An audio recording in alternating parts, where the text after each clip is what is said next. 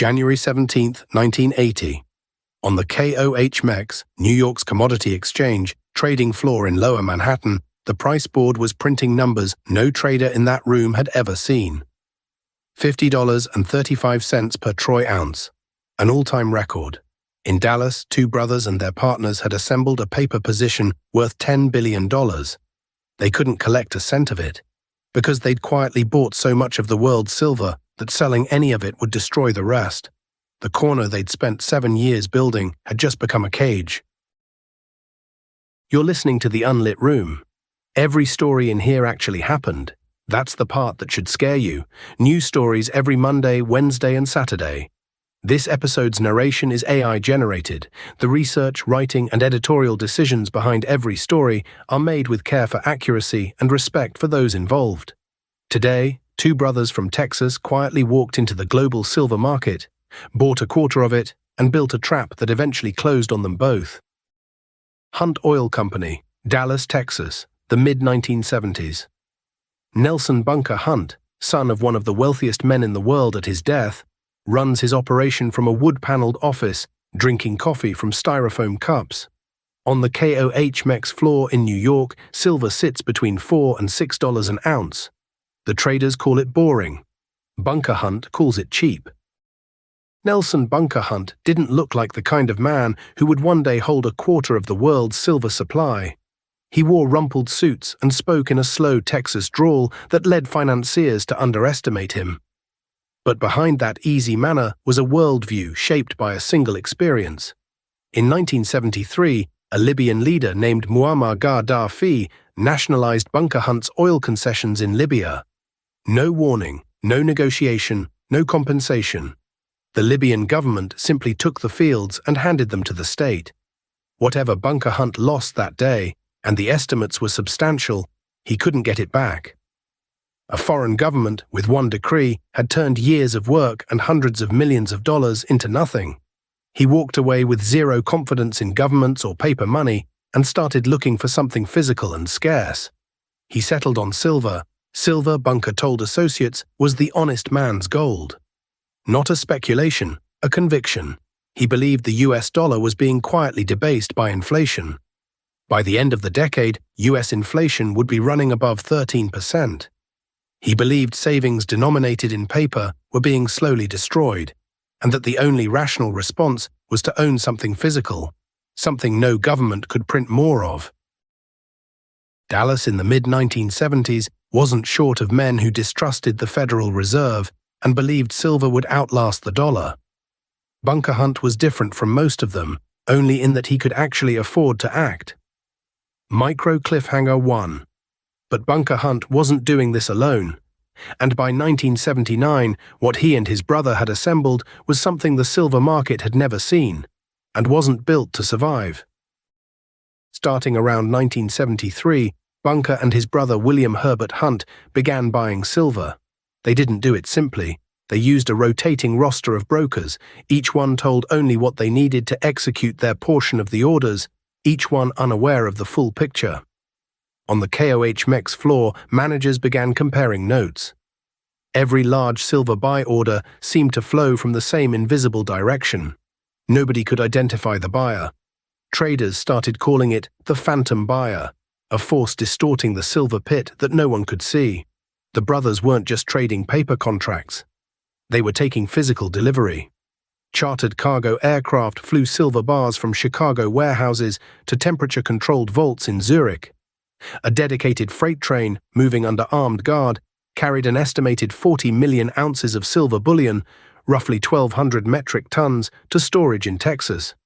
By 1979, the Hunts had brought in Saudi investors through a consortium called International Metal Investment. One of the key consortium figures was a Saudi horse trainer with royal family connections named Mahmoud Fous Tok. The combined position, physical bars and futures contracts, was estimated at around 200 million troy ounces, roughly a quarter of all the above-ground silver in the world that wasn't locked in a government vault. Silver closed 1979 at $34.45 an ounce. The brothers' paper gains in 12 months had exceeded $4 billion. Bunker Hunt, Asked by a reporter whether he was worried about the scale of his position, reportedly said silver was still cheap. He'd been saying that since $6. Nobody around him seemed entirely sure whether that was conviction or stubbornness. Possibly both. Micro cliffhanger 2. Then CorpMex changed the rules in the middle of the game. The question was whether the hunts could absorb what was coming. They had about 2 months to find out. Before we get to what CorpMex did, here is the question that regulators and courts spent nearly a decade arguing over. Was the brothers Silver buying a deliberate market corner? Or was it something else? The Commodity Futures Trading Commission investigated for years and concluded, as did a civil jury in 1988, that the buying was coordinated and intentional. The evidence, multiple brokers used to disguise the full scale of the position, foreign capital recruited to pool resources no personal inflation hedge could justify, a final position so large that protecting your savings doesn't explain it. You don't need 200 million ounces of silver to protect your savings from inflation. You need that much if you're trying to own the market. Bunker Hunt's counter was consistent throughout a decade of legal proceedings. He never wanted a corner. He genuinely believed the dollar was going to collapse. He was buying silver the way a worried man stocks emergency supplies, not to control the supply chain, but because he thought everything denominated in paper was going to fail. His lawyers called it a hedge. The jury called it a scheme. Both explanations account for the same sequence of events.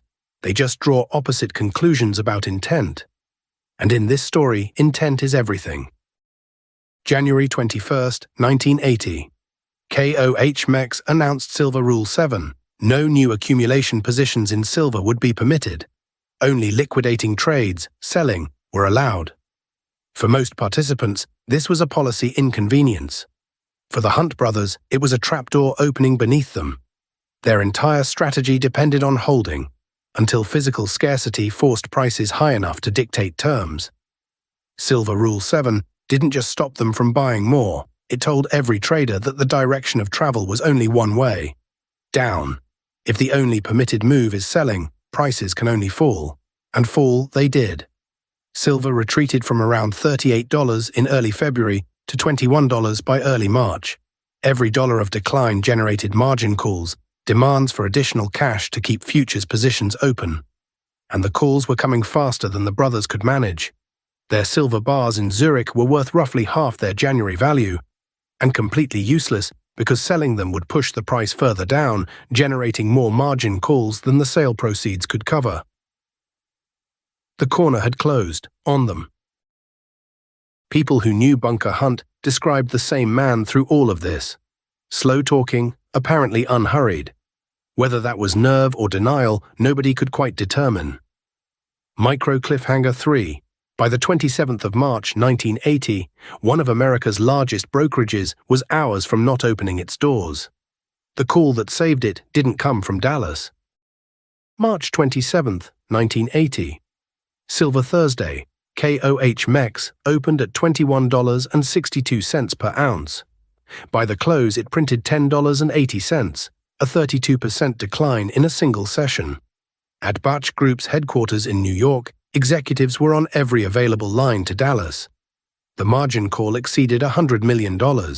If the Hunts couldn't pay, Batch couldn't pay. And if Batch failed to open the following morning, the cascade would begin. Other brokers, other banks, other institutions that had extended credit against the value of silver's now collapsed price. Outside his Dallas home as the session closed, Bunker Hunt spoke briefly to reporters. "It's been an interesting day," he said. Then he went inside. At the Federal Reserve in Washington, Paul Vohlker had been briefed by late afternoon. Working through the night, he assembled a consortium of 13 banks willing to extend $1.1 billion in emergency credit to the Hunt brothers. Not to save the Hunts, to save the brokers. To protect the financial system the brothers had nearly broken. The Hunts accepted the credit line. The immediate crisis passed. Then, slowly and methodically, over the following decade, the machinery that had just rescued them began to dismantle everything they had left. August 1988. 8 years after Silver Thursday. Nelson Bunker Hunt filed for personal bankruptcy in a Dallas federal court. The filing listed approximately $1.5 billion in debts against $1.2 billion in assets, the largest personal bankruptcy in U.S. history at the time. A jury had just found him civilly liable for market manipulation. Min-Peh Co., a Peruvian state mining company that had been on the wrong side of the silver corner, had won a major damages verdict against them.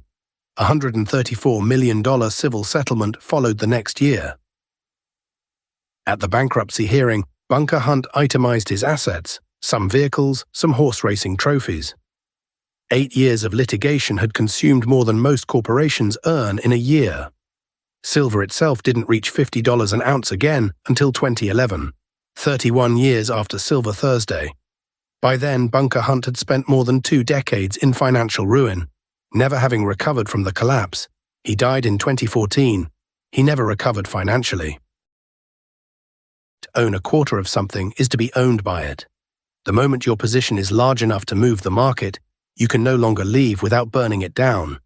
You are the market. The Federal Reserve didn't save the Hunt brothers on Silver Thursday. It saved the banks that had lent to them, the same institutions Bunker Hunt had spent years treating as the enemy. The men who nearly broke the system were ruined. The system was made whole. He believed the dollar was a fraud. He was wrong about silver as a corner. He wasn't entirely wrong about everything else. Being right about the disease and catastrophically wrong about the cure is one of the more expensive mistakes a person can make. If this one kept you up tonight, good. New stories every Monday, Wednesday, and Saturday. Subscribe so the next one finds you too. That was the Unlit Room. See you in the dark.